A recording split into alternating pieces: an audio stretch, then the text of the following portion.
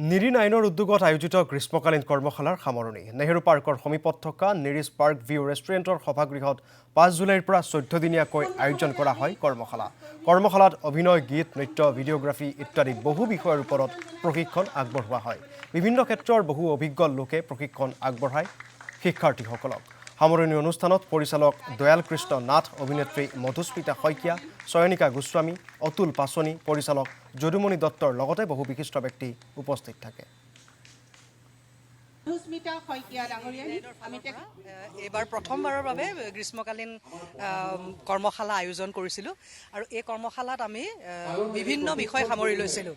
অভিনয়, নৃত্য, সংগীত, চিনেমাটোগ্ৰাফী, এডিটিং আৰু চিত্ৰনাট্য লিখা, এই 6টা বিষয়ত কৰ্মশালা হৈছিলে। এই কৰ্মশালাত অসমৰ বিশিষ্ট কেইবাগৰাকীও প্ৰশিক্ষকে প্ৰশিক্ষণ প্ৰদান কৰিলে।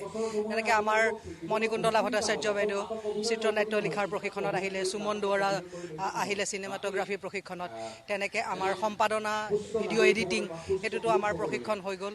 আৰু অভিনয়ত বিশেষকৈ অভিনয়, নৃত্য, গীত এইবিলাক আমাৰ মনীষা বৰদলৈ, অনুৰূপা ডেকা ৰজা, অচিন্ত ৰাজ কাশ্যপ, ৰাজ চাংমা, হিমাংশু প্ৰসাদ দাস, দীপক ৰয়, দয়াল কৃষ্ণ নাথ, কেইবাগৰাকীও মানে অভিজ্ঞ প্ৰশিক্ষকে আমাৰ প্ৰশিক্ষাৰ্থীসকলক প্ৰশিক্ষণ দিলে।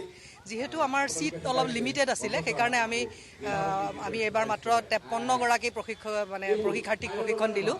আমি বন্ধ কৰি দিব লগা হ'ল, বহুত ল'ৰা ছোৱালী আহিছিলে, কিন্তু আমাৰ অলপমান সীমিত ছিট আছিল কাৰণে আৰু খুব সুন্দৰকৈ তেওঁলোকে শিকিলে। আমি নিৰী নাইনৰ এই কৰ্মশালাখনত এটাই অকণমান পাৰ্থক্য, সেইটো হৈছে যে আমি বহুতো গ্ৰীষ্মকালীন কৰ্মশালা হৈছে, আমি চিনেমা অভিনয়টো শিকাইছোঁ। পথাৰত কৰিছে, ফিল্ডত কৰিছে, ক'ৰবাত তেওঁলোকে বিভিন্ন ৰেল ষ্টেচনত কৰিছে, বজাৰত কৰিছে।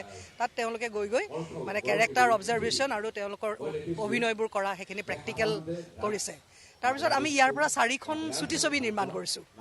ইয়াৰ প্ৰশিক্ষাৰ্থীসকলে লিখা স্ক্ৰিপ্ট, তেওঁলোকৰে অভিনয়, তেওঁলোকৰ দ্বাৰা আমি 4খন চুটি ছবি নিৰ্মাণ কৰিছোঁ। আৰু লগতে এটা আমি মিউজিক ভিডিঅ', এটা গান আমি কৰিছোঁ। সংগীতৰ যিসকল প্ৰশিক্ষাৰ্থী আছিল তেওঁলোকক লৈ আমি এটা গানো কৰি উলিয়াইছোঁ।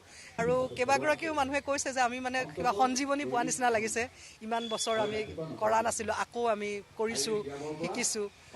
খুব সুন্দৰ এটা